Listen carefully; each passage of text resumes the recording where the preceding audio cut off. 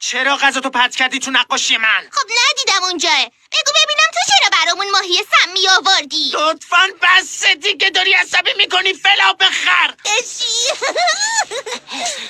چطوری بس؟ نمیخوای یه خودی نشون بدی؟ خب راستش برای این کار اول باید یه سکوی پرتاب داشته باشم. خب این که مسئله ای نیست داداش. همه جا پر از سکوی پرتابه. پس بیا. ها؟ وسط حرفم رفت. بی تربیت.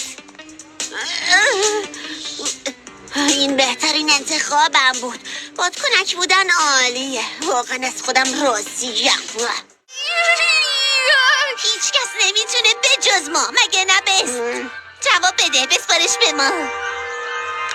فیلیپ فلا، سلام راکت. پول نده تری مشتری من چطوره؟ میخوام برام شیک درست کنی. همون همیشگی دیگه. معلومه و اگه سر وقت نرسه مجانی میشه خودم میدونم. وقت تلاس فیلیپ فلا.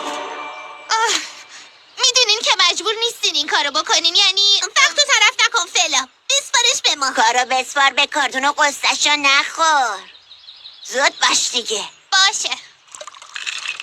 ممنون.